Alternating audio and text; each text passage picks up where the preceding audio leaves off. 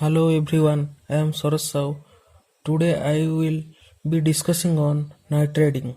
Before discussing on nitriding, first discussing on different types of heat treatment. Basically we know that there are two types of heat treatment. The first group of heat treatment is bulk heat treatment and the example are annealing, normalizing, hardening, matte tempering, wash tempering. These are the example of bulk heat treatment. Then the second group of heat treatment are surface heat treatment and the example are carburizing, nitriding, cyaniding, carbonitriding, flame hardening and induction hardening. These are the example of surface hardening. So we are already discussed the carburizing in my previous lecture. So in below the description I already given the link. Please go through the link and watch my previous video of carburizing. So today I will be discussing on nitriding. As we know, nitriding is a basically chemical heat treatment or surface heat treatment, and it is also called case hardening and surface hardening.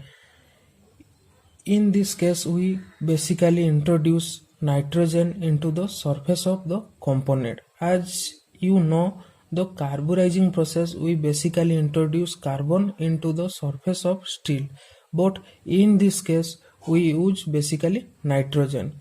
We already know in carburizing process we use low carbon steel only, but in this case which steel are given this nitriding heat treatment, basically all the steel are not preferred to give to nitriding heat treatment. Only alloy steel are given heat treatment, and these steel are containing aluminum, chromium, vanadium, molybdenum, because these elements are stable nitriding forming element.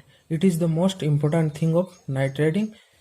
Then generalized procedure for nitriding heat treatment. So increase of nitriding heat treatment, the alloy steel component placed in a heat resistance metal container, and this container ammonia gas is passed around the component at 500 degree centigrade to 650 degree centigrade, and this temperature is also called lower critical temperature.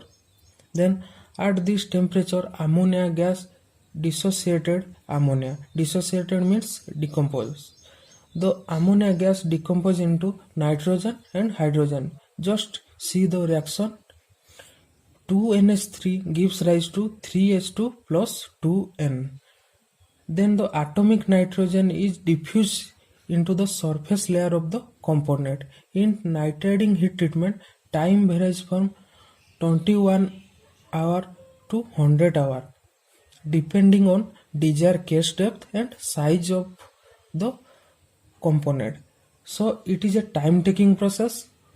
After nitriding, the steel is allowed to cool in the furnace itself the presence of ammonia. So the case depth obtained from 1 mm to 3 mm. Then these are two types of basically nitriding. First one is liquid nitriding, second one is gas nitriding. In nitriding process, surface layer we also call white layer. Then in nitriding process some advantages and some disadvantages are found. So first I will discussing on some advantages. It increases wear resistance, corrosion resistance, endurance limit and good fatigue resistance. Then no machining is required after nitriding. Then some complex parts which are not carburized satisfactorily can be nitrided without difficulty. Some nitrided parts are not quenched. This minimizes the distortion and cracking. Very high surface may be found. In nitriding, the hardness is higher than as compared to carburizing. These are the some advantages of nitriding. Then go through the disadvantages. Nitriding process is a long cycle time, that is 21 hour to 100 hour. It is already I told. Then next, it is a very time taking process. The case produce is brittle. Case means surface. Then this process is costly as compared to carburizing. Then technical control must be required in nitriding process. Mainly skill labor is required.